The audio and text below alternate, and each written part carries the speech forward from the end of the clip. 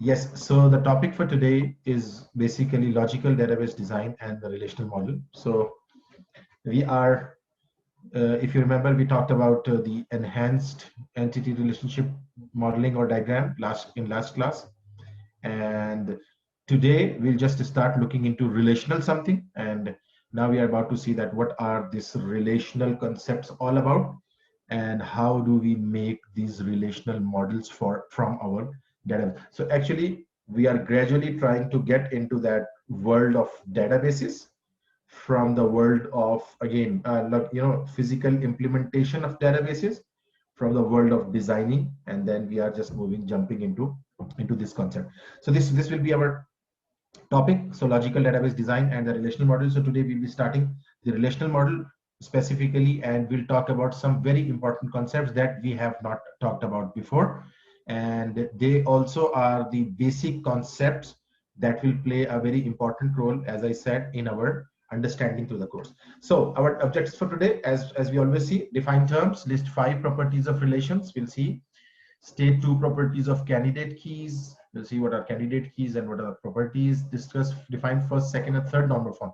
So I would consider this as the most important topic of today. But anyhow, all topics are good and important, but this will be one of the very important topic for today, talking about the normalization form. And that's something important we should be worried about. Describe problems from merging relations. When we'll be trying to merge relationships, what are the problems that we face? Transform ER and EER diagrams to relations. So this is another important topic for this for today, that we have to transform the ERs, like entity relationship, entity relationship models, or entity relationship diagrams, or enhanced entity relationship diagrams, to the relations. So we have to see that as well today. Create tables with entity and relational integrity constraints. So we'll see something called as integrity constraints, and they are very, very important. And we must know that what are the integrity constraints that are basically the reason, or sometimes they become the reason for some of the databasing concepts. All right. So and then use normalization to decompose anomalous relationships to well structured relations. So we'll talk about some normalization techniques and things to decompose anomalous relations to well structured relations. So we'll see that as well. Let's start with something interesting. Data structure. So first of all, components of relational model. Data structure: the table, relations, rows, and columns. So basically, when you talk about a relational model, specifically, just please keep in mind that whenever we talk about a relation or relational relation, basically we are typically talking about a table. That is very important concept to remember, again, from today, from this point of time, that a table is typically the relation.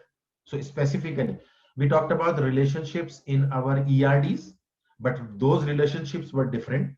And when you say a relational model or converting ERD into relational model, so specifically we are talking about that we want to create relation among the data, and to create relation amongst the data, we need relations.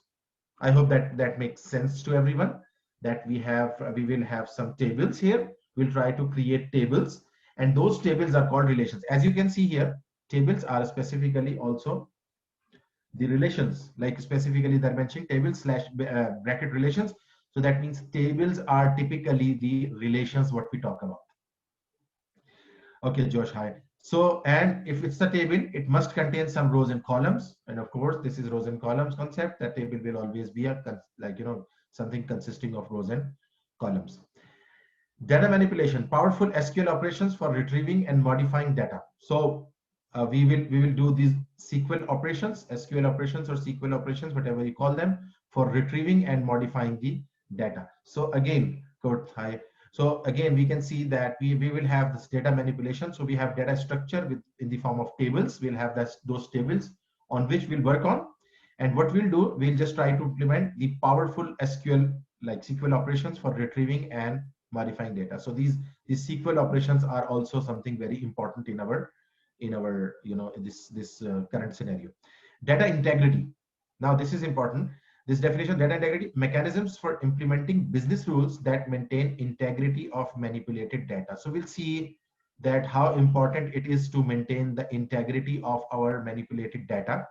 and it plays a very important role. Again, as I said, that the SQL operations are very important, but then on the other hand, you need to have some business rules that can maintain integrity, and integrity is not disturbed, and which is one of the reason of converting few things or applying few things. Relations.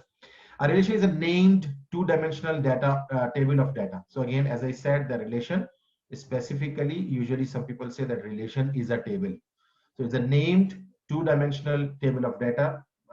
Usually it is of two dimension, like rows and columns form, but in certain cases there can be multiple dimensions as well. So a table consists of rows, records, and columns, attributes or fields. So again, I hope you all know that when we say the row of a table, we are talking about a record, so specifically records. And if you talk about the columns, we are talking about the attributes of the fields. And one of the very very interesting definition of a database, usually, like of a specifically of a database, usually I discuss with my student, is that there is a first thing called character. So char, we are all we are all familiar with this char character. If you combine few characters, you get one field. Like again, we are trying to establish the definition of database or maybe relation or table. So if you have one character, for example, I say n, and I say, what is this? So you'll say, this is a char, this is a character, nothing else. Okay, if I say that I combine four more chars, four more letters, name. Now in database terms, that is called a field specifically. Now, if you combine few fields, okay, now what we are discussing over here, if I go directly here again, so it says that columns are the attributes or fields. So basically what we are talking about, that when multiple fields are combined together, they make one row, or specifically in terms of database, what they are called, again from our record. When fields are combined together, so we are going from this to top and this to top. So fields are combined together, multiple fields, multiple charts, multiple characters, it becomes a field. Multiple fields, it become a record. And if you combine multiple rows, if we combine, so what do we get? Anyone? A table. Yes, NS, thank you. That we get what? A table. Or right now what we are discussing, a relation. It can also be called as a relation. Now let's talk about something interesting. If we combine multiple tables together, like multiple of tables, Anas, other than you, anyone would tell me what it will become? A database. Yes, of course. So a database, as Yuna says, so a database it will be. Now please bear in mind, and you remember we discussed about flat file description, flat file databases. So you remember some people stop here and say that if there is only one table in a database, then it is called a flat file database. I hope you remember that concept, flat file, a bit. So flat file is usually some people used to say that if there is a single table in a database, it should not be called as a database, or rather it cannot be called as a relational database. Why? Because we'll see that a relational database is something that that necessarily is going to have some relationship between the tables or relationship between the different things. So usually people used to say, but anyhow, so hopefully when we talk about this field, so of course we are talking about what? We are talking about the attributes here. So please bear in mind, when we talk about a field or a column, we are talking about attributes. When we talk about a row, so we are talking about a record, specifically the record for anything. All right, so records. So a table consists of rows and rows, which is records, and columns, which are attributes or fields. So they are also called fields, they are called fields, or they will be called as columns also, because in our case, they will be columns or the attributes of that.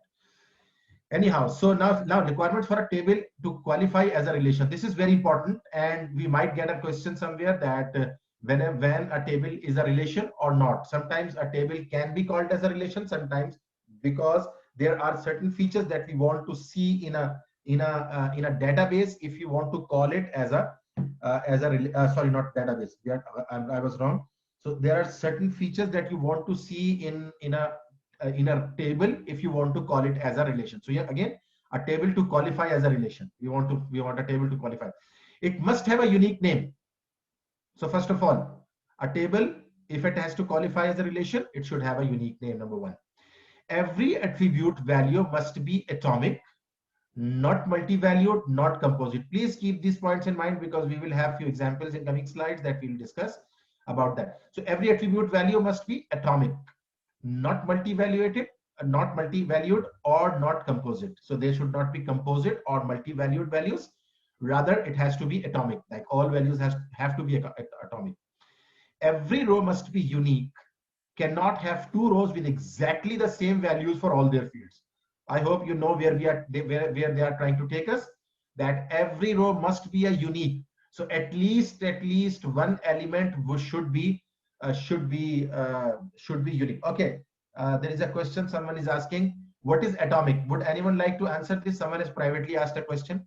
What is atomic? So will anyone like to just answer? Atomic means what? A single value, only single value. Alex, thank you. Love, Lucky says smaller. Yes, smaller means Lucky. Why someone who was asking privately. You know what is atom? Atom is something which cannot be further subdivided. One of the definition of atom is that which cannot be further subdivided. So as Josh said, yes, Josh, single value. Lovepreet, smaller means the most unitary form, and we cannot have a multi-value or composite value, as Derek is also saying, and Alex has also said only sir. Thank you very much for all those who have replied. All right, so now attributes columns in table must have unique names. Another important point, that every column must have a unique name. If two columns are having the same name, it makes no sense. The order of the columns must be irrelevant. It should not be very much like it should not be at all relevant that columns are in any order. So order can be changed. Order can be anything. The order of the rows must be relevant. So rows order should also be relevant. We can arrange that as an ascending form or a descending form or a random form. That does not matter. But again, so again we have to just keep these points in mind. Unique name, atomic attributes, and unique rows, and unique columns, of course. The order, like the irrelevant order, like order called column irrelevant, and order of rows also irrelevant. One important point over here, this is very important. So please bear in mind, we have not discussed normal form, and we'll discuss these normal forms later on. So if a table has to be a relation, it means it will be automatically in a first normal form. And those who are familiar with normal forms, they would just realize or appreciate this. Yes, that if a table is basically following or completing or following all these rules, it will automatically be a 1NF also. What is 1NF, 2NF, 3NF?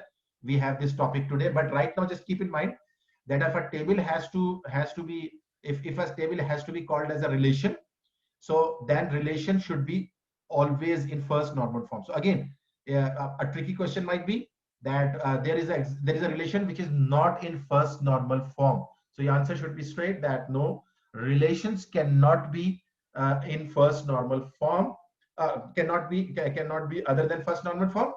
And if someone says that we have a table which is not in first normal form, that is very much possible. Table can be not in a first normal form, but relations are to be in first normal form. I hope that is making sense to everyone. Now, right, correspondence with ER model. Now, how these relations or how these tables will correspond to our ER model, entity relationship. We are talking about the first one. Relations slash or bracket tables correspond with entity types and with many to many relationship types. So what does happen is that our relations, they always, all right, so just give me a minute. Okay, just give me a minute. Just give me 1 minute. I'll have to just make a quick call, a very important and urgent.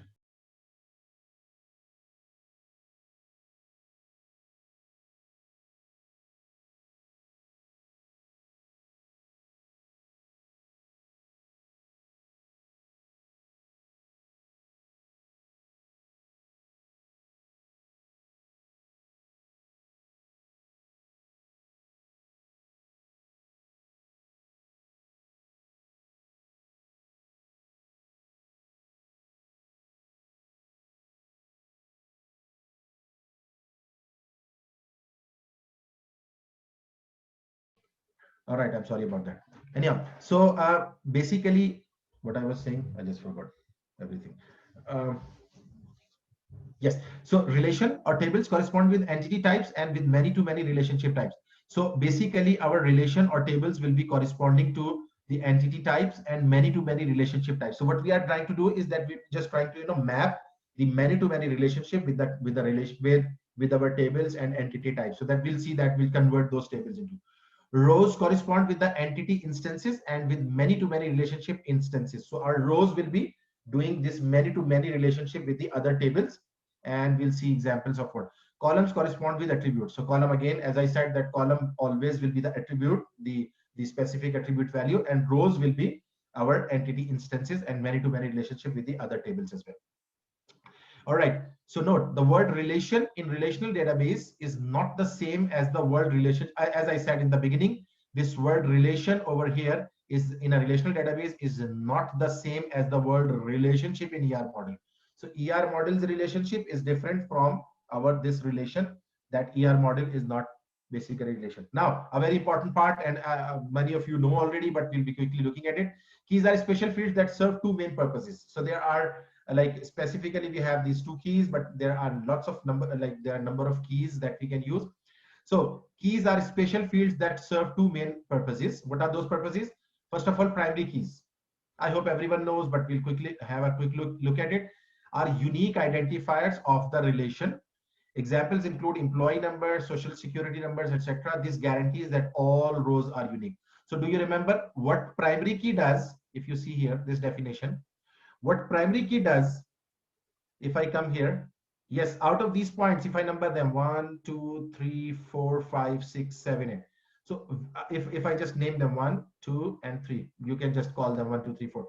So which point this primary key will be will be catering us for? Like, is it point number 1 and 4? It must have a unique name. Okay, so the first point is related to the name of relation.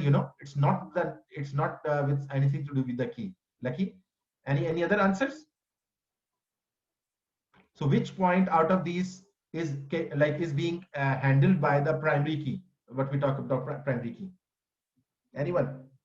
3. Yes, yes, 3. Wang is right, and Nick is right, and Derek is right. Thank you very much, all of you. So this third point, if you see, third point, what did it say? Every row must be unique, cannot have two more rows exactly the same. So other than primary key, all data can be repeated, and it is possible. But the primary key is the key that will be making it that specific thing.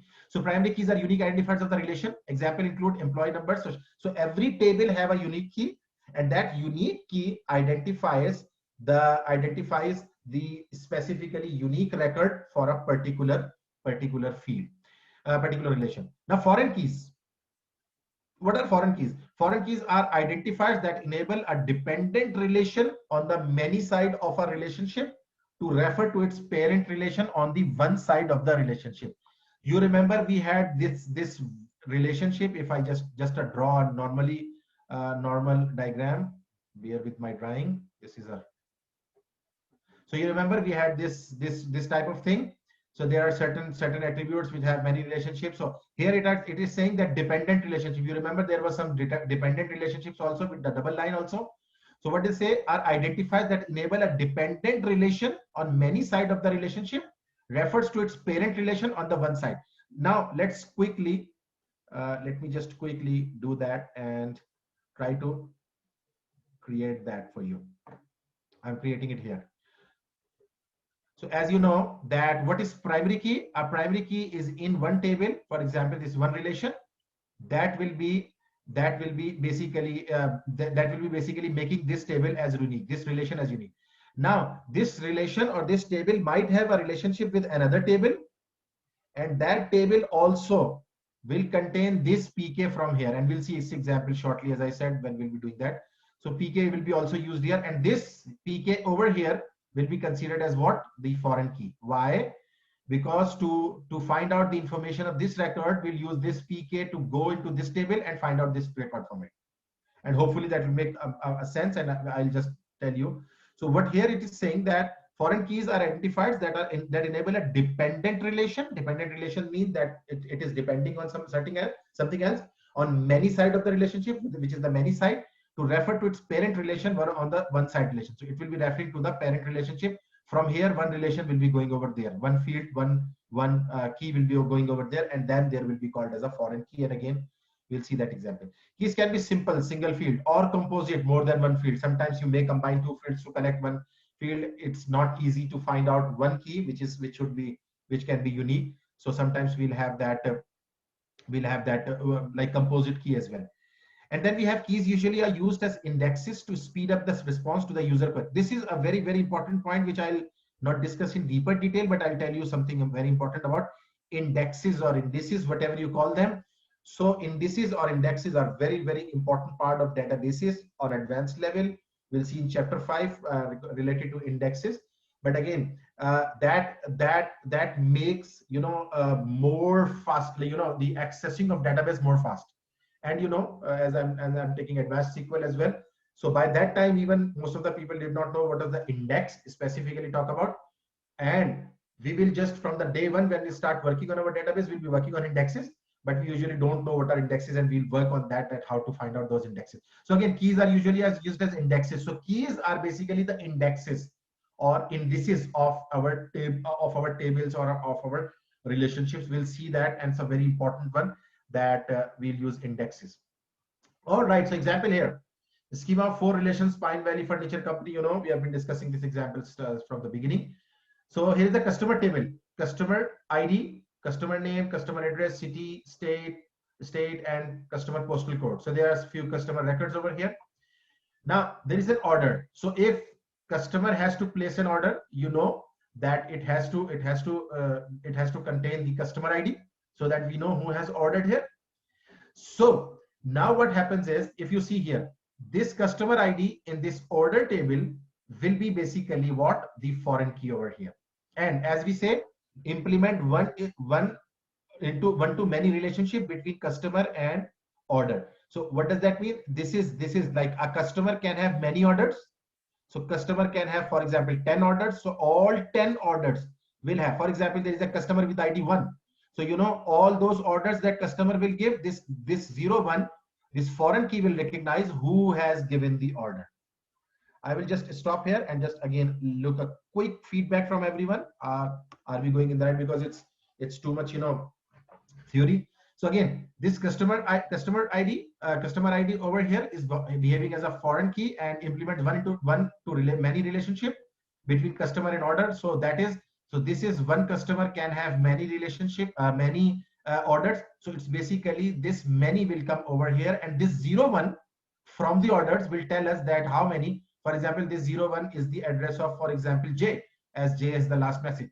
So if it is of J, so how much orders J has placed, so this foreign key will be telling us. That's good. And Derek says that it's making sense. Now there is another thing, order line. So order line means again there is one order, and then there is a quantity being included. So for an order line, what we say that order ID, product ID, and ordered quantity. Now it contains an ordered ID. Order ID is coming from this order table, and it contains the product ID. Product ID is coming from the product table, because order line will contain certain products. Now what will happen, that these two, because order ID only cannot be used here. Why? Because this product ID might be a repetitive one. So what we'll do is combine these are a composite primary key, uniquely identifies the order line. Individually they are foreign keys, implement M to like many to many relationship between order and product.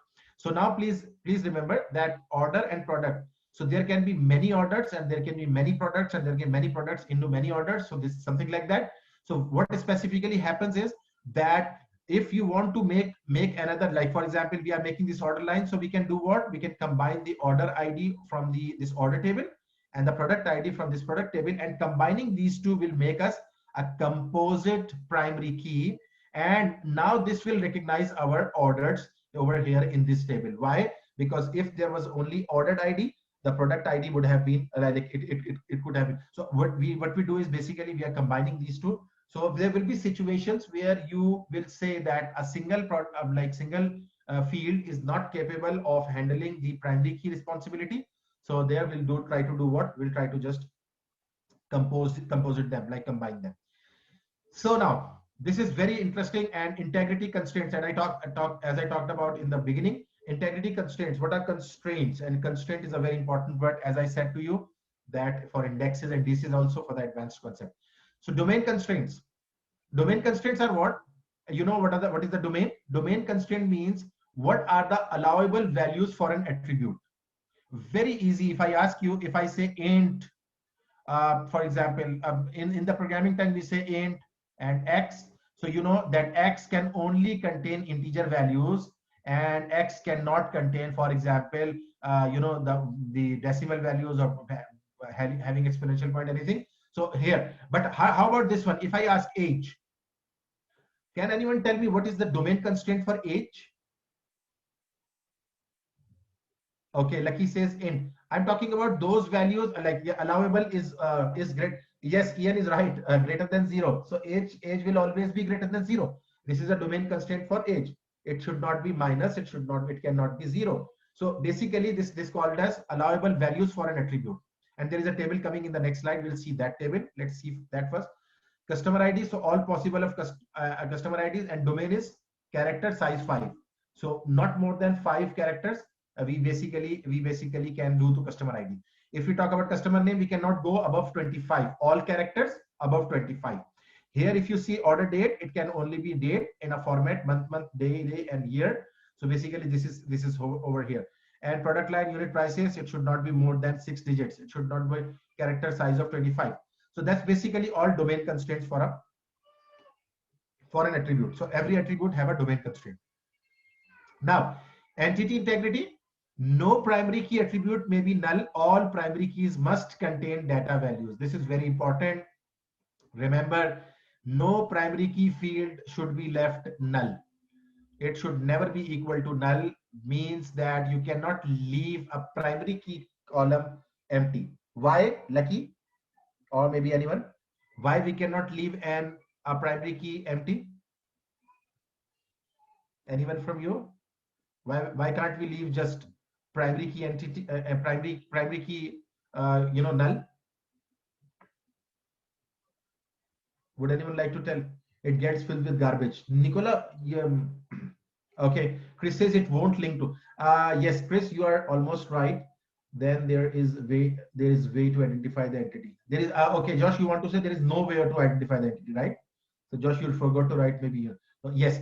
So yeah, so because it is specific the relation, yes. So again, please remember we have discussed that PK, primary key, recognizes every table, like every table as a unique record for every table. So if primary key value is empty, we don't know that what will be the specific. I might be thinking the wrong private variable. All right. So yes, Nicola, you said something which was not looking that relevant. Oh yes, it gets with garbage. So you're right that again, garbage means you're right that now that becomes a garbage record, and we cannot access that record specifically because it does not have the PK inside it. So PK has gone to null. So please bear in mind that PK cannot be null. Now referential integrity, it's another interesting concept. Rules that maintain consistency between the rows of two related tables. So referential integrity specifically refers to FK.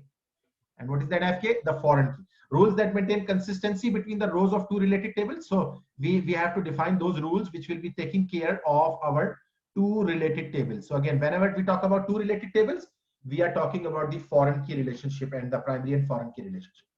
So I'll stop here and I'll just ask everyone to just remember these few things. Integrity constraint are of 3 types generally: the domain one, the entity one, and the referential one. And the domain constraints are what values you can give. As you saw the example of age, you cannot give less than 0 for the age. And then entity integrity, we have talked about PK cannot be null, like primary key cannot be null, and primary key recognizes a particular record, unique record in a table. So that's why if you make it null, you won't be able to find that record, or you won't be able to just link to that record. And then referential integrity, we have talked about the rules between to maintain consistency between two tables. So we have seen this domain definitions already. Referential integrity, we have directly come to referential integrity, and referential integrity by itself is of some types. So referential integrity rule states that any foreign key value on the relation of the many side must match a primary key value in the relation of the one side. So I hope, so from many to one side, any foreign key value on the relation of the many side, so any foreign key which is over here should be must match a primary key value in the relation on the one side. So you remember that every fk which is used here, maybe 1 0 2, this has to have a matching value on primary key as well. It's a very simple thing, but again, just to keep a definition, any foreign key value on the relation of the many side must match a primary key value in the relation on the one side, or the foreign key can be null. So again, so if it does not have it, for example, foreign key cannot be null. So basically, if it is null over here, that means that so same pattern over there. So it's basically matching foreign key should be matching primary key should be there from a foreign key. For example, delete rule. So what will happen for these rules? So there are typically few named rules. Restrict: don't allow delete of parent side if related rows exist in dependent side. All right. So if I have a record 2 with 2 over here and it contains some record, and this, of course, this 2 will be here as a primary key. There is a record over here. Now what they say, restrict: don't allow delete of parent side if related rows exist in dependent side. So if I come directly to this relation, this table, and try to delete this 0 2, what they say, if the first rule is restrict rule. Restrict means that do not allow to delete this unless its dependency is also delete. Why? Because if you will allow this delete, it will be deleted from here, and now this 0 2 will be not be referring to any value over here. And we see that database management system automatically takes care of it, but again, it takes care of it because it has the relationship model inside it. So don't allow delete of parent side. You should never allow deletion of the parent side because the data represents. So this is called the restrict rule, number 1. Number 2, cascade: automatically delete the dependent side rows that correspond with the parent side row. So it's by far a simpler one than that one. If I am deleting this 0 2 over here, I'm saying cascade means that just go and delete everywhere where 0 2 is existing.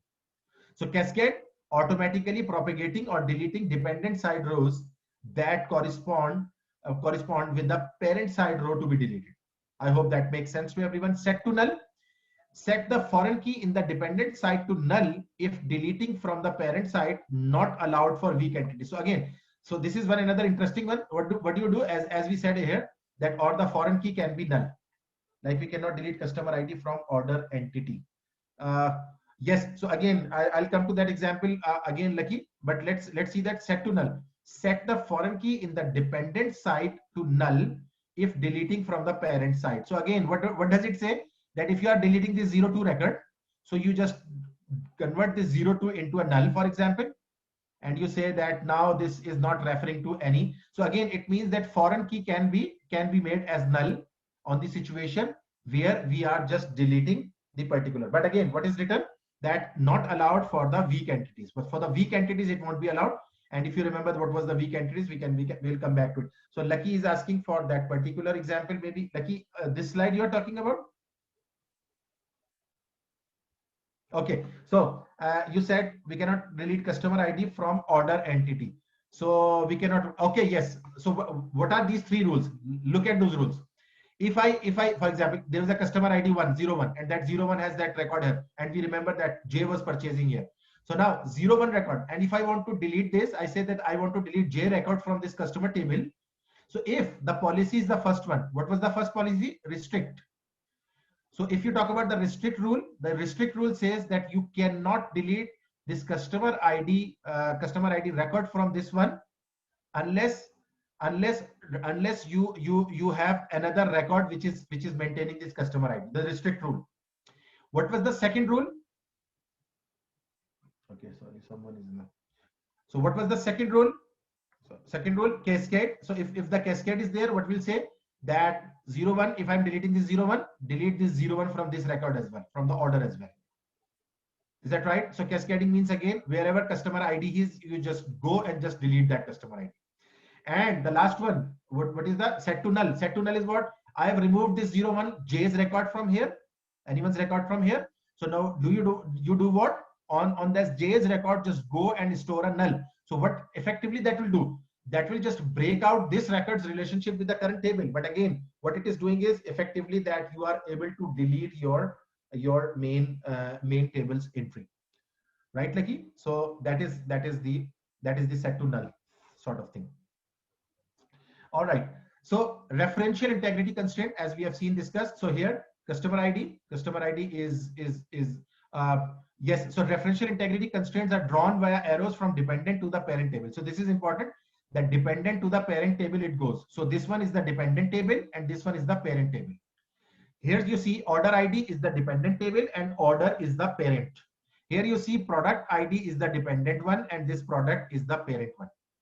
So again, what we say is that referential integrity, for referential integrity, if you say that you are not able to delete this customer ID because this will be done, so that is strict and all those policies. So again, but just remember that the arrows, if you are diagramming it, so arrows will go. For example, if I do something like this, which is wrong right now, but we'll say that, okay, customer quantity is dependent and this is the parent one, the order should be parent one, which is not the case over here, right? So referential integrity constraints are drawn via arrows from dependent to the parent table.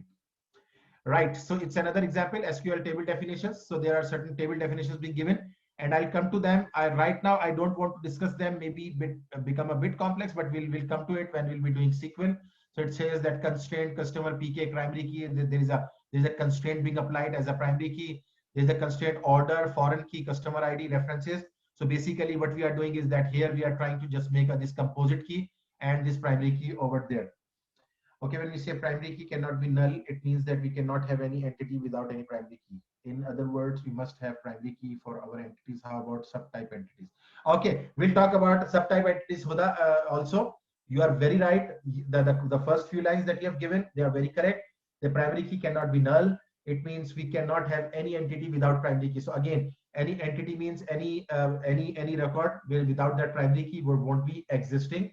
If please bear in mind, if that has to be a relation, right? If that is not a relation, the case will be a bit different, Huda. So, and how about subtype entities? We'll come to that subtype entities as well, Huda. So in the coming slides, right? So right now, again, this is the SQL syntax. So I'll just come back to you, right? Okay. Yajin will cascade delete the order ID and order date from the customer when the customer deleted. Okay, you are again talking about sorry. I will go back quickly. So Wang is asking, will cascade delete the order ID and order date when the customer ID deleted? All right. So when the customer ID deleted, so basically what will happen is that, again, it will just remove this customer ID from this as well. If you talk about the customer ID, and if you see that it's particularly, if you talk about this record will be deleted. But this order line, or you're talking about which one? When the customer the order date. Okay, the order. So it means that this record should be deleted from this one. So again, we were taking example of J. So if J is purchasing something and J's record is also over here, and if this one is deleted, and we talk about the cascading. Cascading means this will delete this one, and specifically, yes, you are right, that record for that particular J over here will be deleted. Bang. Right, Bang? All right, so let's move forward because we have got few things left. Transforming ER diagrams into relationships. So how, as Huda also asked, so basically transforming the ER diagrams to relationship, mapping regular entities to relation. Now see here, simple attributes, ER attributes map directly onto the relation. If there are simple attributes, they will be directly onto the relation, and we'll see example. Composite attributes, usually only their simple component attributes. So again, composite attributes use only their simple component attribute. We'll use the simple component attribute, try to store them. Multivariate attribute becomes a separate relation with a foreign key taken from the superior entity. This is a very important slide, and I would like all of you to just keep these important points in mind. Number one, if there is a simple attribute, you have to just simply put that directly on the relationship. Simple attribute, customer ID, customer name, customer address, not address, customer age, for example, because address is. So if it is a composite attribute means, you know, that sometimes your address becomes a composite attribute. So what we'll do is, again, street, address, and everything, we'll just try to remove them, like try to put them in a single value. Simple component attribute will be used. And when you say multi-valued attribute, becomes a separate relation with a foreign key. So it's a very important one. The last point is the most important one. I can give it a 2 or 3 stars maybe. So what is that? Multi-valued attributes becomes a separate relationship by itself. It will become a new table. When there is a multi-value relationship, multi-valued attribute, it becomes a separate relation with a foreign key taken from the superior entity. So from superior entity, we'll take a foreign key and we'll store that foreign key into the, and we will create a new table for that. So please bear in mind, this is important. And everyone, when we'll come to this exercise, and this exercise is about to come, then I'll ask you that what we discussed about mapping rule of entities, composite attribute, what we have to do for the composite attribute, what we have to do for the multivariate attributes. We'll see that. Right. So a customer, again, a customer entity type, simple attribute. So you see the simple attributes example, simple attributes, customer ID, customer name, customer address, customer postal address, nothing, postal code. So right now it's again, it's been taking as a single address, for example, single value. So now all these values will be mapped in the simply relation. So this is become a relation. This was our entity and this will become our relation. Right? Let's talk about the other example. Mapping a composite attribute, entity type with composite attribute. Now, customer address is basically a composite address, customer street, city, and state. Now, if these are the 3 values inside this customer address, what we have to do, what we do is that customer relationship will be something like this: ID, name, and then from address, we'll take their components: street, this one, and city, this one, and customer state, this one, and then postal code. So again, what we have done, take out that composite attribute, that composite attributes individual values, and put them in the table in a simple way, in a relation table, whatever you call it. Yes, exactly. Right now, like a relation in a one word, or you say that customer address, which was containing 3 values, have been simplified into which was composed of 3 values. We have divided into 3 separate values, and now customer street will be different, city will be different, state will be different. Now that will be a table. And it's a very important concept. We'll see that also works for our normalization. Okay, now comes to next one. So mapping entity. Multi-valued attribute. So we have a multi-valued attribute. Now see here, multi-valued means employee skills. Skill can be multiples. So it's a very important one. And as I said, this will be a very important thing in normalization as well. So it's a skill. Skill will have multiple values in it. So the values of that attributes are multiple. So right. So if that values are multiple, so what we have to do? We have to do this: employee ID, employee name, employee address. We have commonly taken these 3 separately.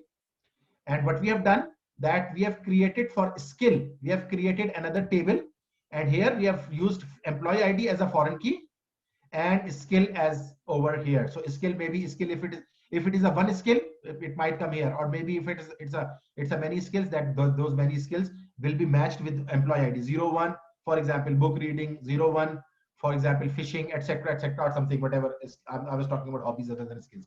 So anyhow, so basically what will happen is that we create a new table, and in that new table, we'll just try to create that multi-valued attribute. So please bear in mind, a composite attribute is divide, or again, it has been like subdivided or into the relation simply. And when a multi-valued attribute comes, we do what? We create a new relation and with a foreign key. And with a foreign key, what is foreign key over here? Employee ID is the foreign key over here. Right. So same goes mapping weak entities. So if it is a weak entity, as we discussed in the beginning, weak entities have a different relationship, different type of behavior, becomes a separate relation with a foreign key taken from the superior entity. So again, that also weak entity also becomes a separate relation with a foreign key taken from the superior key. So it also, weak entity also become a separate table. Primary key composed of partial identifier of weak entity, primary key of identifying relation, strong entity. So again, its example will come, but right now, to map weak entities, we do what? A separate relation, or if I say a separate table is created, and that separate table will have a foreign key from a superior entity, that strong entity from which this weak entity has been taken off. So the primary key of identifying relation. So now again, primary key will be composed of the partial identifier of the weak entity or primary key identifier relationship strong entity. Now see here, Here we have employee ID. This employee is the strong entity, as we know, and this is a weak entity. You know, weak entities are always represented by these two lines. So weak entity is over here. So what we do is that, again, as we said, that we will just try to create another relation over here. This is dependent. Again, see this dependent, first name, middle name, last name, date of birth, gender, data, dependent name. So you see it's a weak, this is a partial identity, or you know, the ID of this partial dependent entity. So what we do is that, see here, employee ID, employee name. We have just taken this employee ID, employee name as one relationship, one table. Now, first name, middle initial, last name, employee ID. Again, this becomes a foreign key from a strong table, date of birth and gender. Date of birth and gender. And now what we have done, that this dependent name has been, of course, this was dependent name was a composite type of attribute. So we have taken first name, middle name, last name, and now combining these four means first three of dependent partial, the primary keys. Alongside with this primary key, we have just created one composite primary key. What is the point to note here? The domain constraint for the foreign key should not allow null value if dependent is a weak entity. So please bear in mind, Huda, do you get the answer? Your question was this: what will happen to the dependent, like if you talk about the weak entity, you are talking about subtype, I think. So please bear in mind, here when you have a weak entity, what happens is that domain constraint of foreign key should not be allowed null value if dependent weak is a weak entity. So again, you remember we had three methods of applying constraints, applying something. If you remember these three methods that we had: mapping a relationship, that no, not mapping relationship, referential, restrict, cascade, and set to null. So basically this will do what? I'll see the other question. There is some question, I'll see that question, but first let me complete that.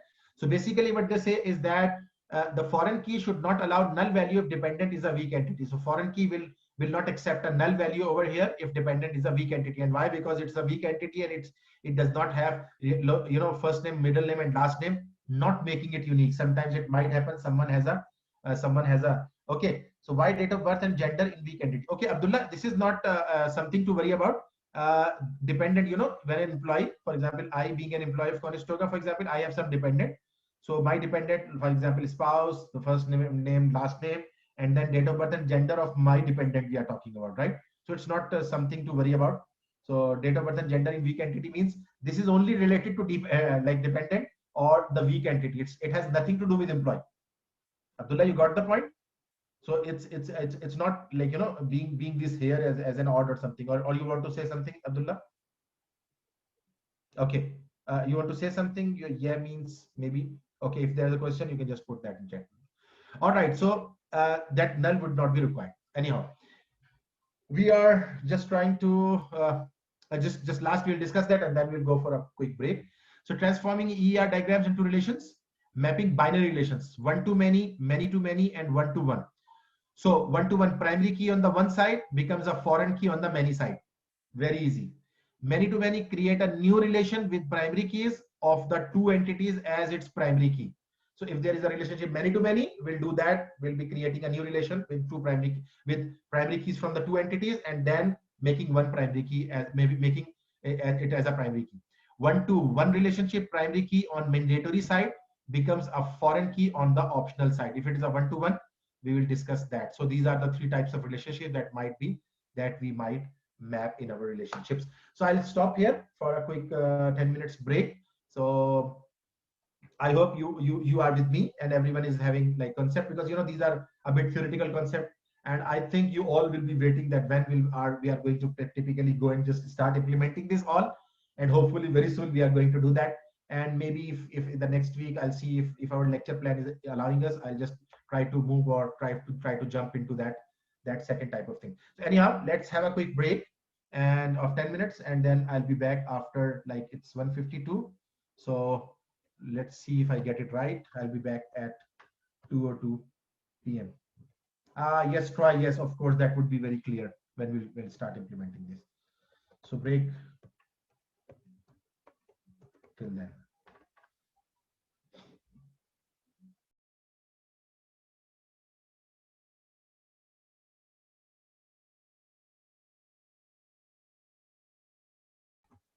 And let me share my screen now with you.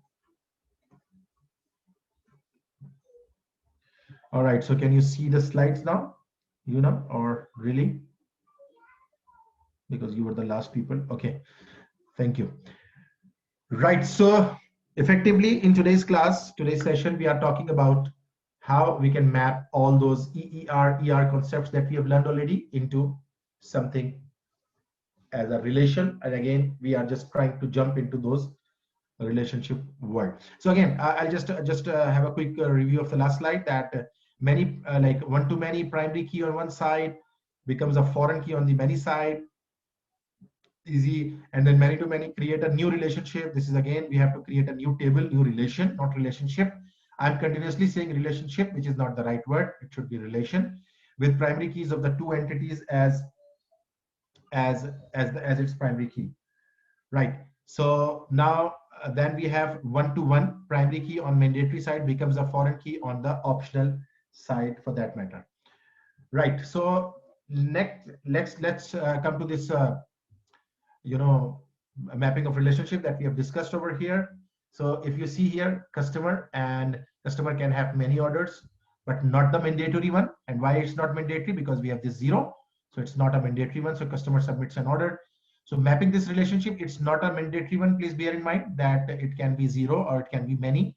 So when we are mapping, what we have done, so we have created the customer table by keeping all these attributes or columns in our table, first of all. And then what we are doing is that we are creating an order ID and order date, and with customer ID as a foreign key. So it's basically a mapping of one to many relationship, as you see here, one to many relationship over here. So when you have many orders, you will have one to many relationship, and that entity or that relation which you are creating will have foreign key from your main primary key, number one. Number two, many to many relationship, M colon N. So let's see what happens. Employee can have, like, many employees can have many courses, or this zero as well. So again, it's basically zero in between, and the date completed. You remember an optional entity or optional relationship being introduced over here. So it completes. The complete relationship will need to become a separate relation. So this optional relationship, dates completed, will be needed to become what? A separate relationship. And why is that? Let's see here. Employee ID, employee name, and employee birth date. And then we have course ID and course title. So these are the two main tables that we have. Now what we are doing is that we are creating another relationship in between these two, where we are taking the employee ID from our main table. Again, I'm drawing the wrong arrow. You remember that arrow goes from the towards the main table. So we are taking employee ID from this employee table, and we are taking this course ID from the course table, and combining these two will make it a foreign, like what you call is a foreign key, or specifically this will become a foreign key. And that, why it is a foreign key? Because this employee ID is coming from here, and this course ID is coming from this table. So this collectively will be called as a form. So this is new insertion relation. So new relation is again being mapped to our to make certain entities, many to many relationship. Now, if you see here, example of mapping one-to-one relationship, when there is a strong one-to-one relationship, or maybe a directional, one direction is option. In charge relationship, binary 1-1. Now see here, a nurse ID, nurse name, nurse birth, and this is one mandatory one. And then it has a relationship with care center, so zero, or so one nurse can be associated with zero care centers or one care center maximum, and the opposite is basically the mandatory one. Now there is another relationship between these two, date assigned, which date is assigned and when some nurse has moved to the care center. And if you see, this is one-to-one relation, one direction is optional. Now what is going on, that we have a nurse table, nurse relation, and in this nurse relation, what we are doing is that we have care center relation, and here that we are taking this nurse in charge. Foreign key is good in the relation on the optional side and matching the primary key on the mandatory side. Now here you see that this nurse in charge is basically, if you see here, This in charge is basically being taken as one of the attribute or the relation between these two relations, these two tables. And how it is doing it, that it is foreign keys goes in relation on the optional side, matching the primary key on the mandatory side. So there is one key that has been taken over here, and it has been mapped with the NURTS ID that will take care of what, of this NURTS or center ID or the center location of the data sign. So this data sign is, again, it has been combined into this center ID and center location. So data sign has been mentioned over here, and then one entity has been introduced which is based on this NURTS ID, and that NURTS ID is taking care of that which NURTS was assigned, which center ID, which center location, and data sign. And please bear in mind, this is one-to-one relationship. But if it was the one-to-many relationship, it would have been one-to-many relationship. We saw that one-to-many relationship are mapped like this way, that you have this one-to-many relationship, and this is a foreign key which is basically going into this relationship. Okay, so someone is asking a question related to what? Okay, so dashed line. Okay, so meaning of it. So this dashed line, slide 24 you're talking about. All right, so this dashed line over here, right? So this dashed line is showing, specifically if you talk about, it is showing one of the optional relation that we need to introduce to give meaning to both of these entities. For example, if you remember, we had used it. So here, same here. Now, employee completes a course. So this is one relationship between these two. For defining this relationship, sometimes we introduce another entity. And if you go to our early days slides, you will find it's more description over there. But now this date completed is represented as an optional something over here, optional relationship.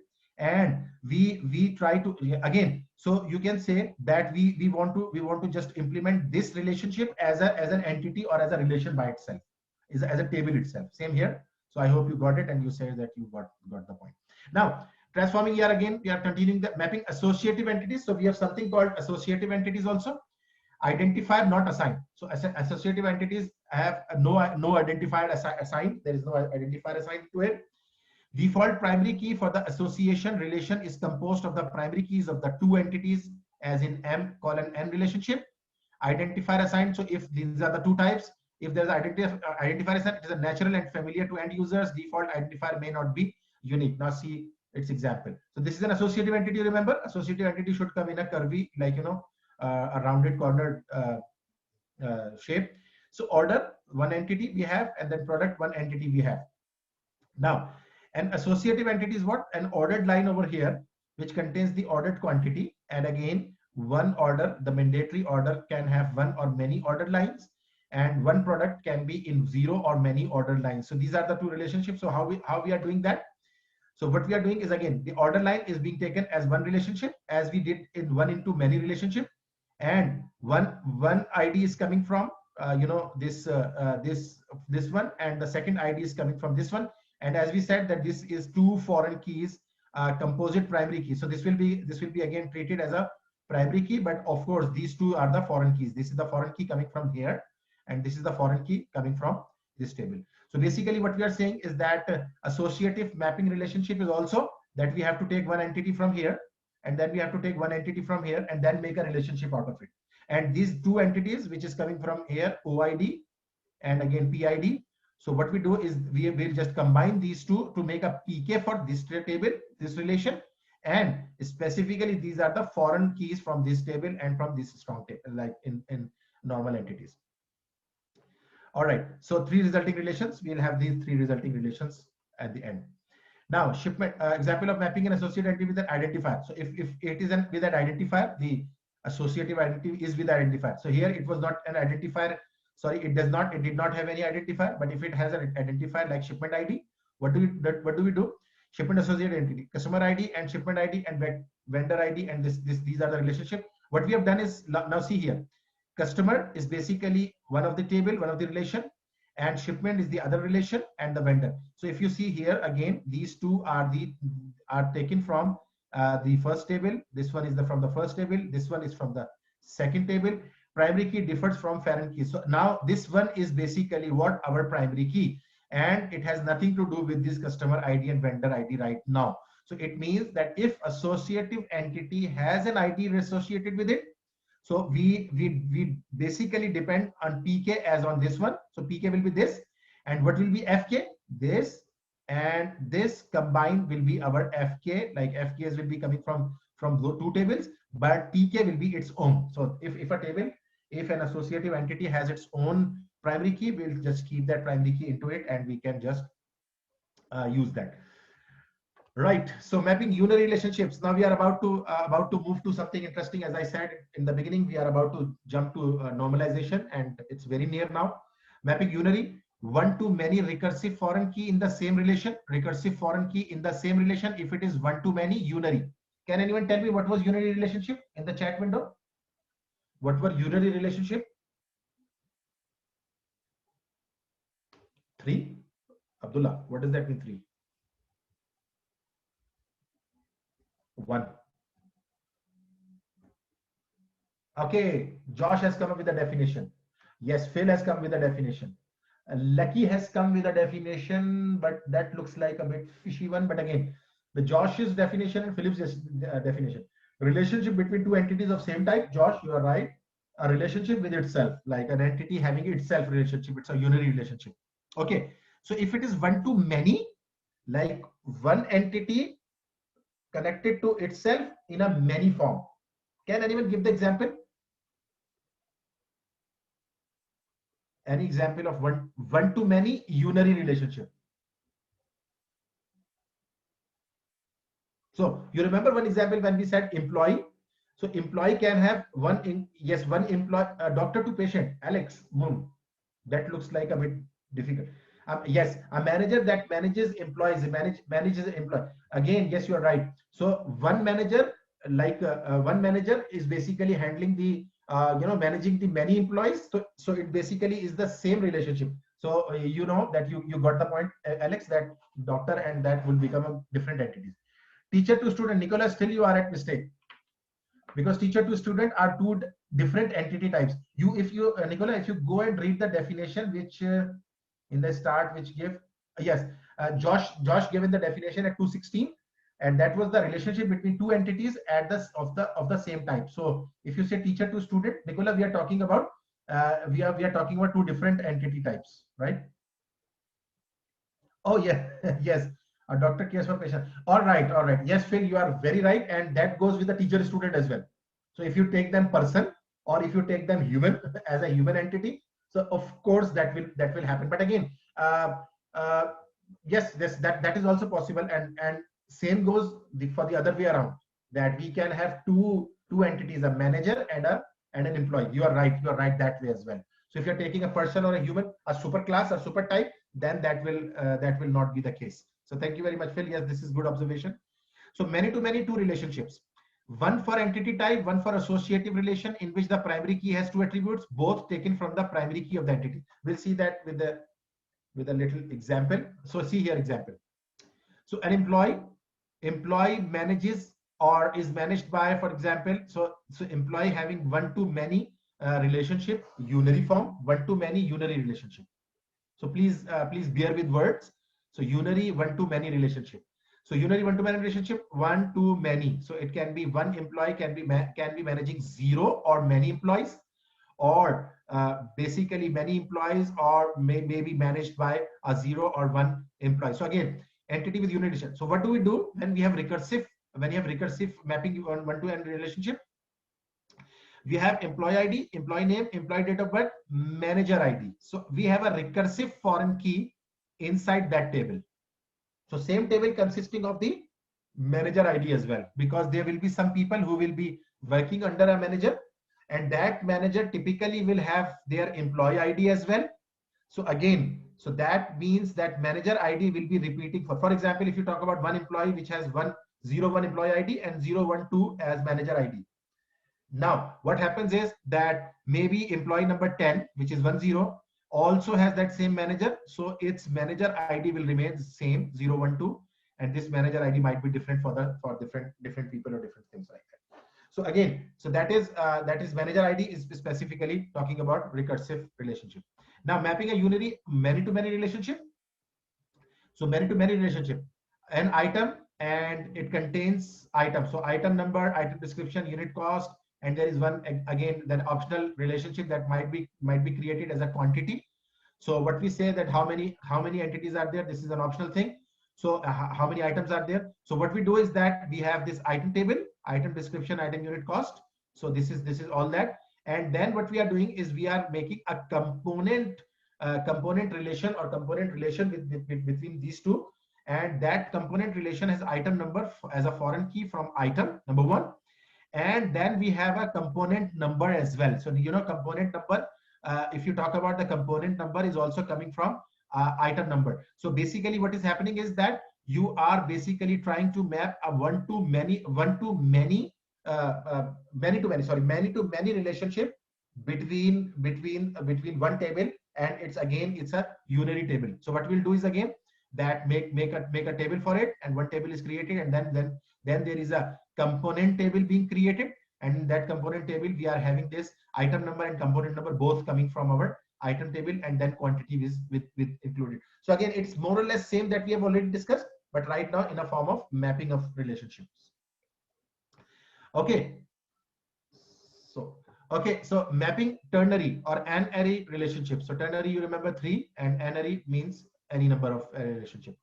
So one relation for each entity and one for associative entity. So we'll create one relation, like one table for each entity, and one for basically some of associative entity has. So entity one for the associative entity. Associative entity has foreign keys to each entity in the relationship. So basically what will happen is the associative entity will have foreign keys to each entity in the relationship. Let's see its example.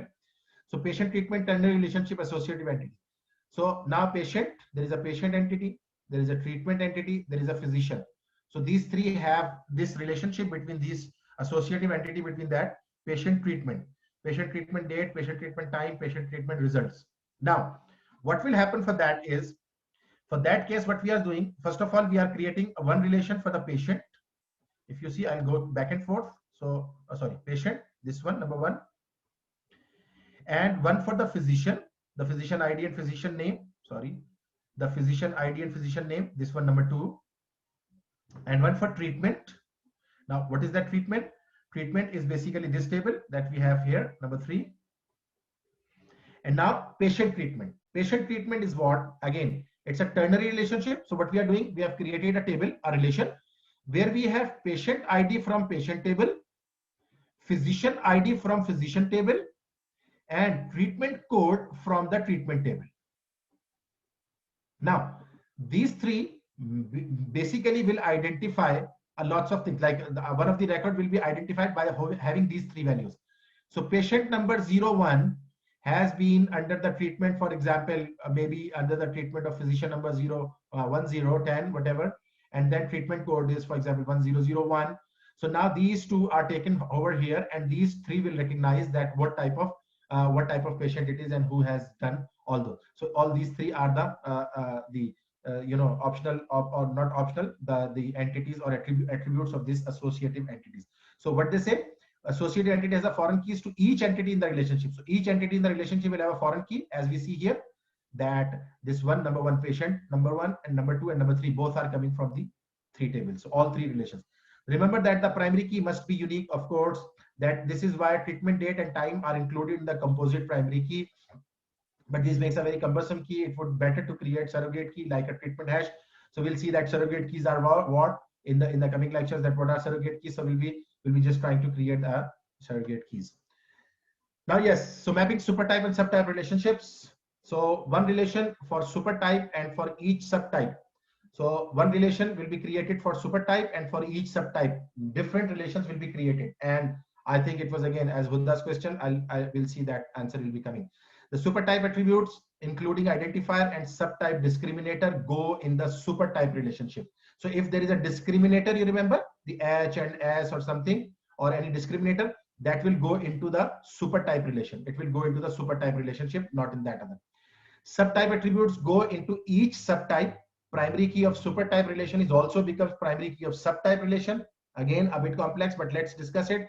1:1 relationship established between supertype and each subtype with supertype as primary table. Now, again, lots of theory. Let's have a diagram, and that diagram will tell us what we are trying to explain here. Now, see here. So we have this employee, and this employee has this employee name, address, and date hired, and employee type. And you remember this type can be H, S, or C.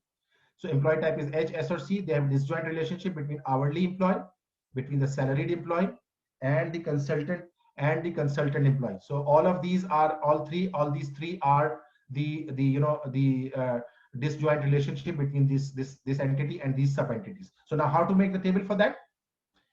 So employee number, employee name, employee address, employee date hired. If you see here, all these are stored in one relation, sorry, not relationship again.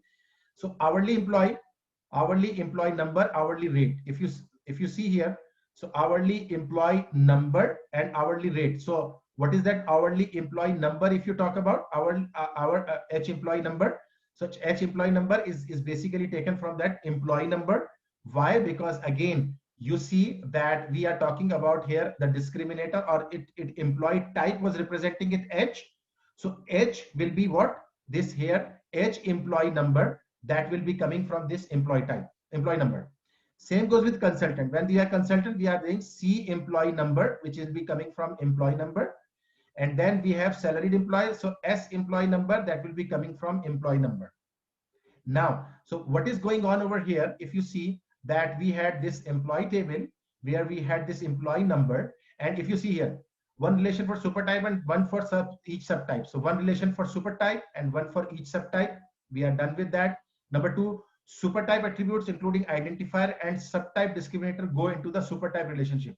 So basically all the values will go from this, starting from employee name, employee address, employee date hired, employee type. And if you see that employee type will be representing here that H, S, or C, whatever it was. So this will be representing that, and all those relations will go over here. Second point, discriminator should go in the supertype relation, and subtype attributes go into each subtype. Primary key of supertype relation also becomes the primary key of subtype. So this is the important point if someone is thinking about it.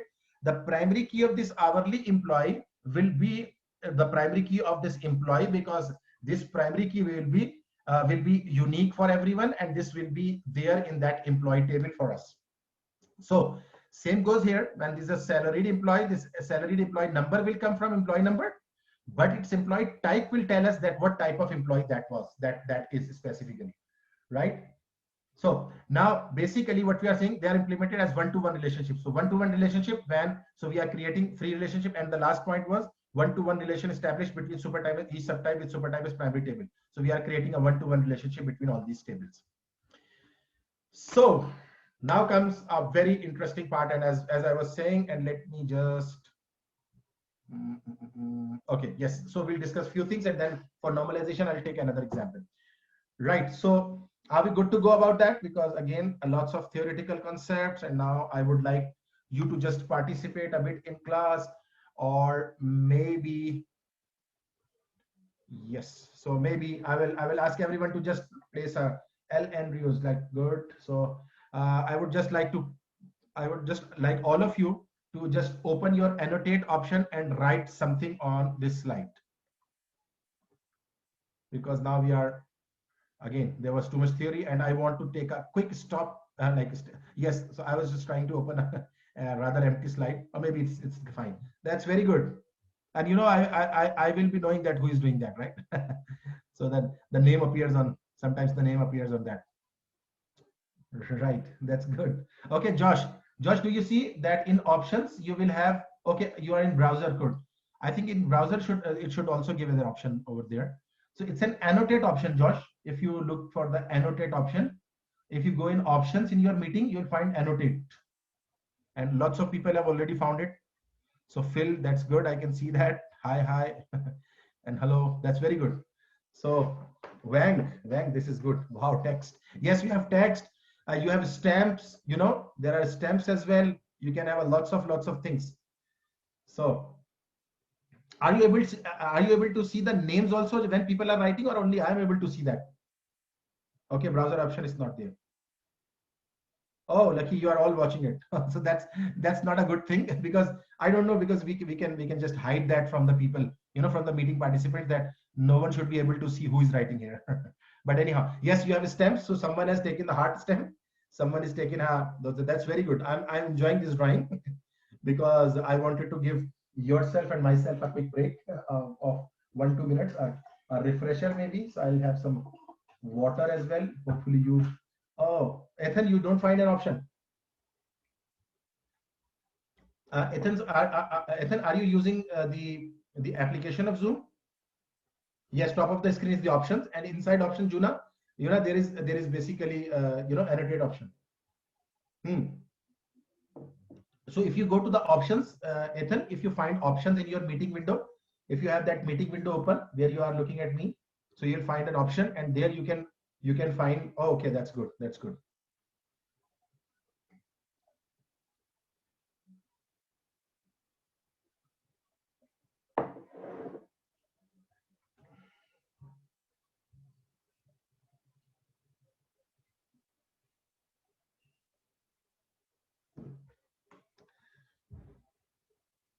All right, all right. So I hope you enjoyed doing this. One of the activity that gives you a refresher and that gives you something is coloring. So if you have seen, if you start just coloring, like we see our kids coloring. So if you have those coloring book and you start coloring, that will give. Oh, that's very good. Someone has started playing tic tac toe. Oh, that's very nice. And we have got, wow, so you are all so wonderful artists, but this all art can go in a single click from me. Let me just should I remove that, like I hope no one will mind that. So we are back to where we were, and let's delete all of you. Right, thank you very much for sharing your nice thoughts about about this slide. Anyhow, so let's move to something interesting and a good topic, that will be data normalization.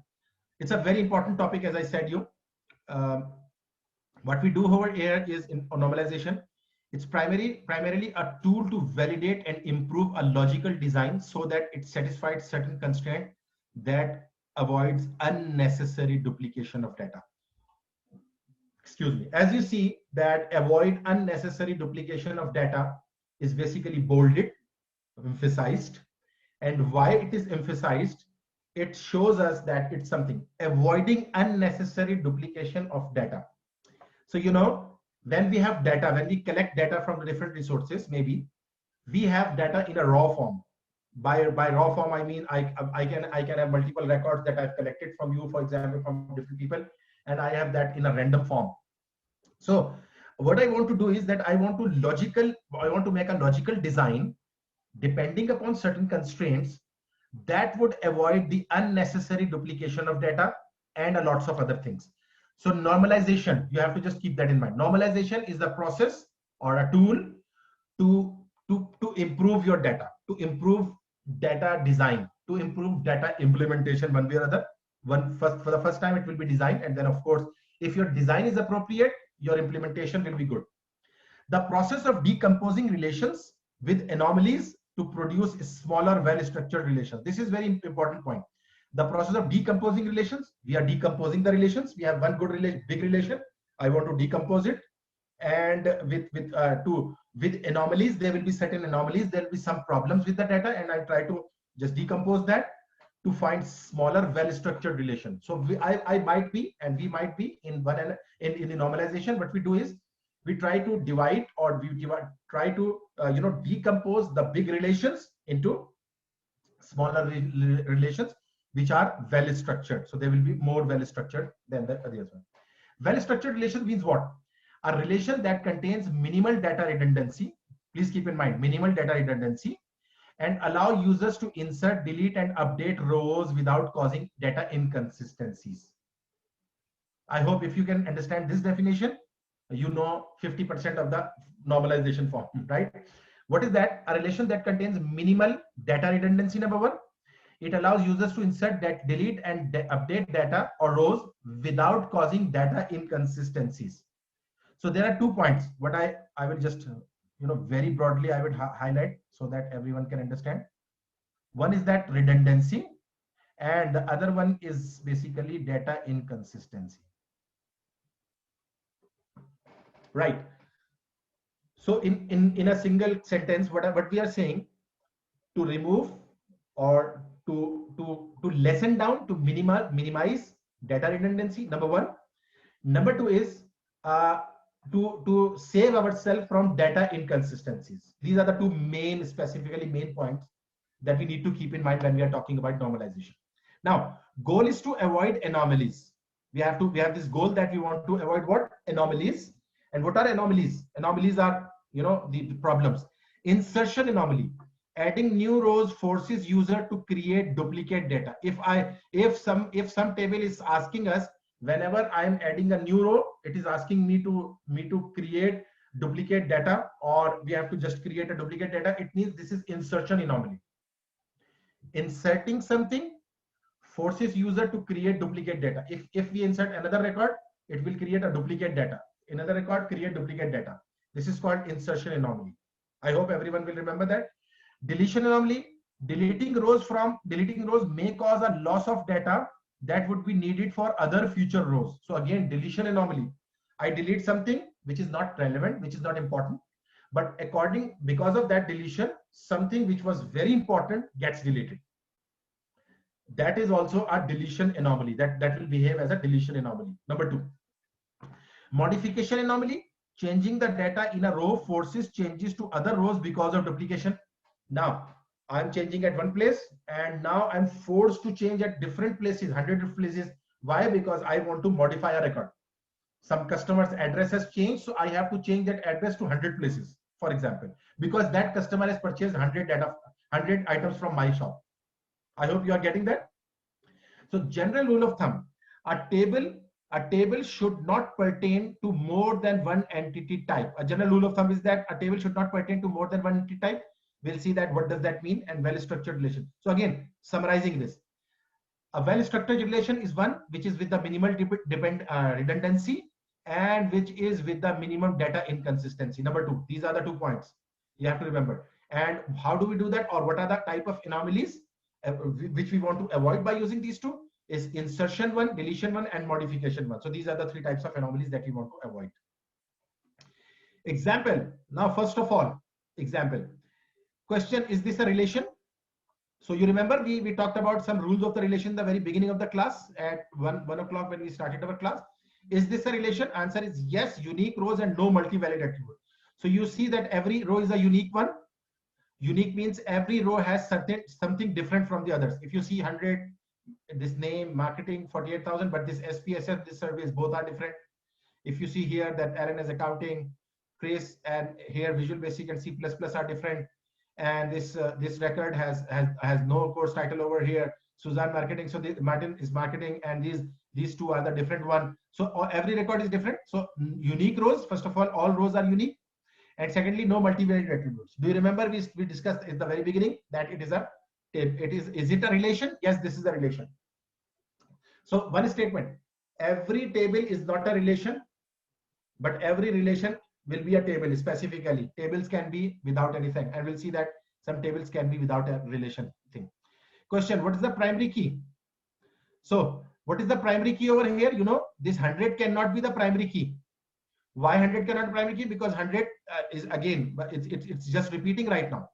So it's a composite, employee ID and course title. So what is that? If you connect this employee ID with course title, that will create a composite key, and that composite key will be a primary key over here. You know why? Because this 100 is repeating, 150 is repeating, and if you talk about over here, you have these might also be repeating maybe. So if you combine this employee ID with this one, then you can get a primary key over here, right? So employee ID plus the course title. Lucky, it would be the composite of that, composite employee ID and course title. Right, anomalies in this table. What are the anomalies that we talked about? Cannot enter a new employee without having the employee take a class or at least empty fields of the class information. Cannot enter a new employee with having the employee without having the employee to take a class. So again, here what we are saying that we cannot insert a new employee without taking a course title or a class. As you said that we can have an empty relationship over here. But first of all, that is what we cannot enter a new employee without having the employee to take a class, or at least empty fields of the class information, or otherwise we'll have the will be empty field with employee class information. If the user has not taken a class and there is no, can one of the composite primary keys can be null. Okay, so someone is asking privately that from this employee ID and from this course title, can one of them be a null ID or maybe a null something?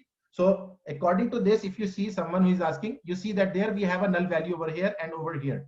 So it suggests that it's over here, but usually in our good real world, we try to keep them, like, you know, we try to keep, because primary key is one of the important, you remember primary keys, one of the important was that primary key cannot be null. But here if it is a composite one, so again if what we see over here is that there is something missing over here.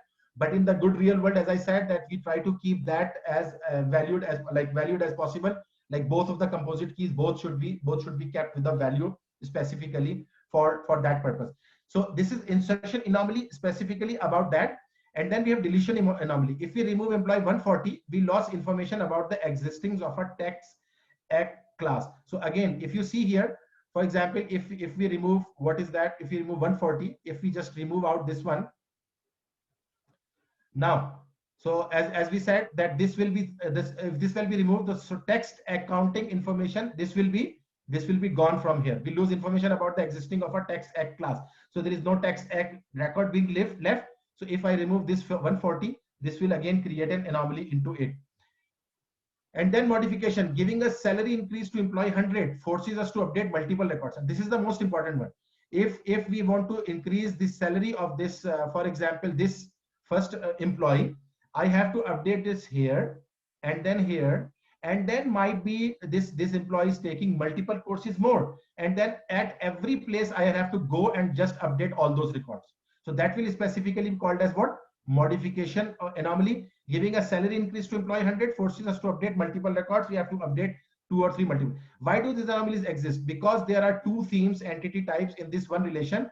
This results in data duplication and an unnecessary dependency between the entities. So again, because there are two themes, two entity types over here, so we have that problem. But again, overall, this table is not, you know, normalized because of certain reasons, and then we can normalize this data, and after normalization we'll see that now that all those anomalies will be deleted. What are those anomalies? The delete anomaly and insertion anomaly and that update anomaly, all these can be deleted. So steps in normalization, it's a very important one. Table with multi-valued attributes. If there is a table with multi-valued attributes, what we do is that we remove multi-valued attributes. We remove that multi-valued attributes and it becomes 1NF, first normal form. I'll show you the example shortly. Just quickly look at it and then I'll show the example. Remove partial dependencies. If there are partial dependencies, remove them. When you will remove all those partial dependencies, it will become 2NF. We'll see partial dependencies means what?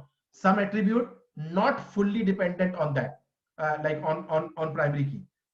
If I see here, this employee ID, there is a name, there is department, there is salary, and there are course title, and there is something. So maybe there are few, we have to find out that which attribute is not directly, directly associated with it, and we'll see that example shortly. So that will be called as 1NF. Remove transitive dependencies. So if there is a transitive dependency, we'll try to remove that, and that will become a 3NF, and this will be again, third normal form is generally considered as the sufficient. We generally don't go for the fourth one, BCNF, which is called Boycott normal form. And this Boycott normal form and the fourth normal form, the fifth normal form, typically these are 6. Usually some people say these are 6. This is generally called the fourth, and this is fifth, and this is sixth. But usually the one of them is called Boycott normal form.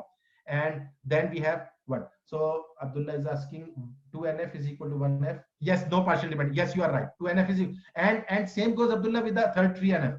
Can you write the formula for 3NF as well? Same formula for 3NF, Abdullah. 3NF is equal to 2NF plus no transitive dependencies. Yes, there are no dependencies between the non-key attributes. Yes, so non-key attributes have no dependency between them.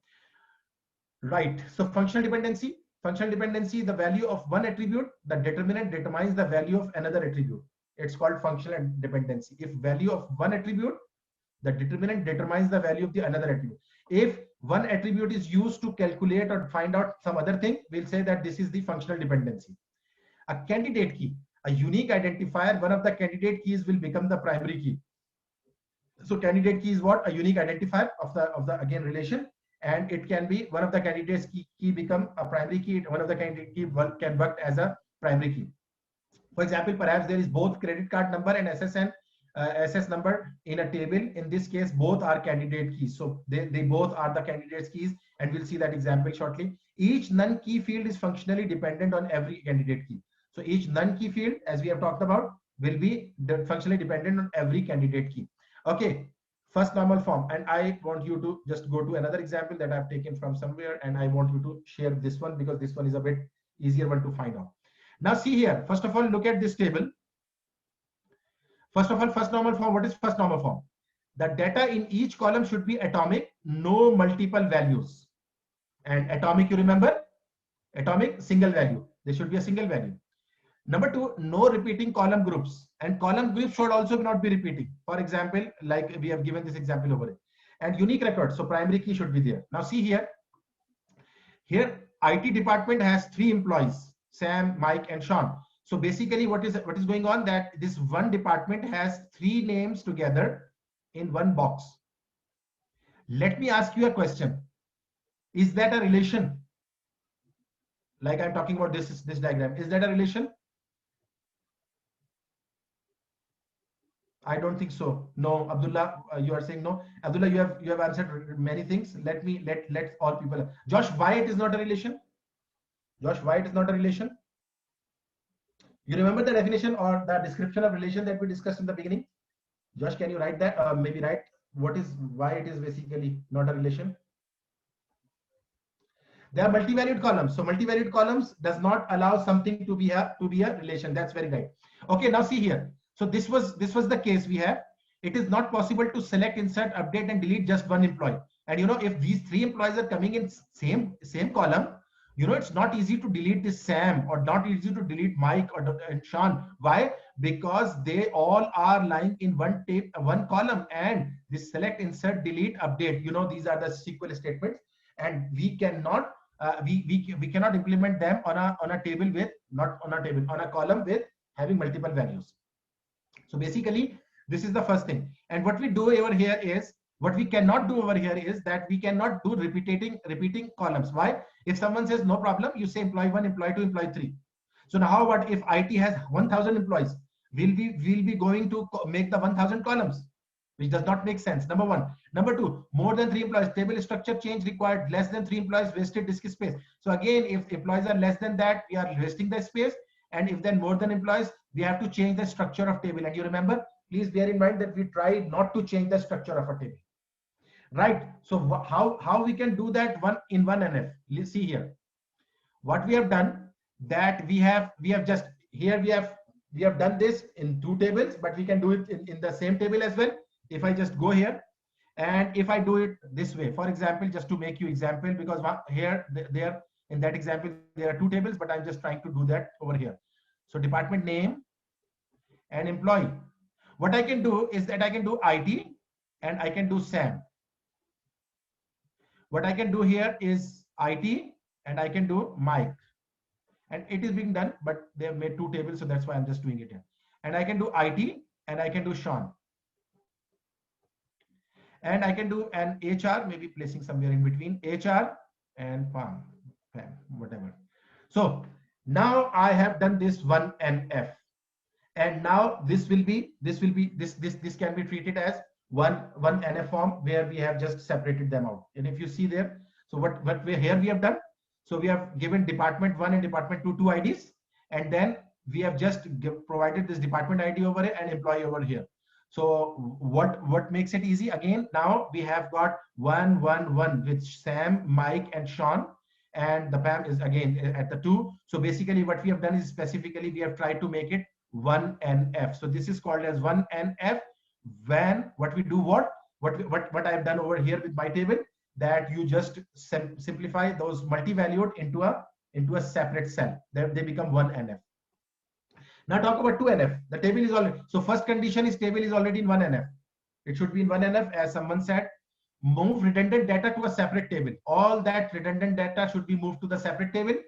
Relationship between these tables using foreign keys, and try to create their foreign keys. Now what is the problem over here? If you see that table, one Sam, mail, 4500, IT, HR, John, Mike.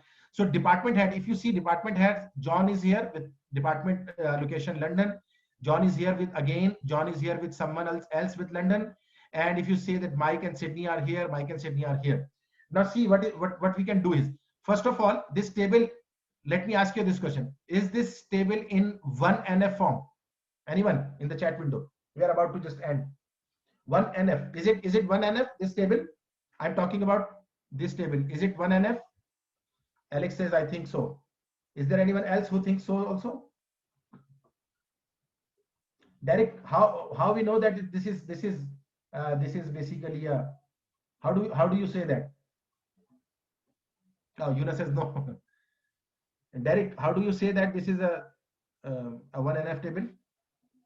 No multivariate. So again, there are no multivariate attributes. So this is basically in 1NF form. 1NF says that you have, but you know, repetitive values are there, but there is no 1NF. Like again, this is 1NF because one employee ID for that is unique, but again, and there is no multi-valued attributes over here. Now, to convert it to 2NF, what we do is, second normal form, what we do is, again, what we did before as well, department ID is 1, 2, department name IT, HR, department head John and Mike and London. So we have just collected department head over here, and we have moved employees over here and with department ID alongside them. Now this department ID is recognizing them.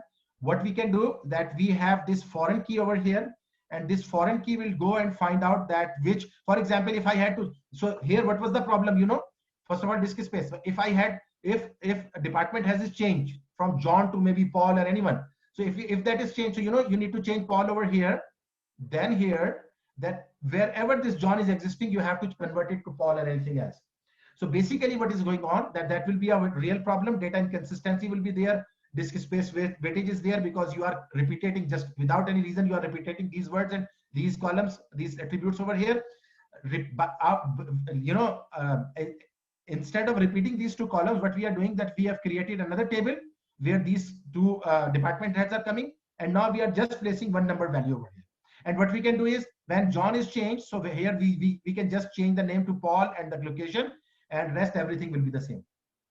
I hope this is you understand what is this 2NF. So in 2NF, what we do, we try to just, you know, we try to save ourselves from the repetitive data, as less as repetitive data we can think. So Troy is saying that it makes sense. I'm understanding everyone, and I might repeat it a bit in our lab session because it requires a bit of explanation maybe.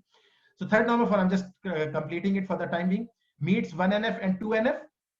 So 1NF and 2NF is already there, as we have discussed, and does not contain columns attribute that are not fully dependent upon the primary key. So, you know, annual salary, here we say that annual salary can be calculated on the basis of salary. So this column is not something which should be, which is directly dependent upon the column ID, because it partially depends upon what, the salary column, right? So what we say, that if I remove this annual salary column from here, it does not make any difference. Rather, it will still be it just takes out an extra column out of it. And again, as I said, in our lab session, we'll discuss what is the benefit of that. There is another example. This is Sam, mail, 4500 IT, John. So again, this we have again come back to the previous position. So now what we are doing is that you see here that we are just trying to collect all these employees over here, and we have taken out what is that department name and department, as we did in the 2NF. That's for 2NF. But why we were doing, we were just trying to remove all those things. But here what we are doing is that, again, we have just collected these two over here, and we have just placed 1, 2 over 3. So these two things can happen. You can just remove a column. Remove a column means transitive dependency, as we said, that this column is dependent on salary. Salary is something is directly dependent on it, but this annual salary is dependent on salary. So if something is not directly dependent on our employee ID, we delete that. This is one thing. And the other thing, again, what we can do is we can make another table, and here we are just again separating these two and from this one, and department ID, department name, and this department head we have just separated from this one, and now this foreign key will be recognizing us in that. So again, I'll just stop here, and there are a few slides that we have to discuss, and again, out of this, because it's basically here, so I'll discuss that in our in our lab session for some good 15 minutes or 20 minutes, and then we'll do an example regarding that, and then we'll see that other rest of the tables. So I hope everyone is good with what we have discussed, and I'll just again repeat that normalization for you in our next in our lab session. So again, another announcement: the lab session will be important, at least for first 25 minutes, 20 minutes. I'll discuss that, and then we can have something else. So I hope everyone is good with it that we have discussed today. Ian, you have unmuted yourself. You want to say something, or is it by mistake? Okay, Ian is done well. Okay, thanks very much, Abdullah and Ian. No problems. So thank you very much, everyone, for joining, and let's meet in our lab on Thursday and on Friday. Thank you very much. Thank you.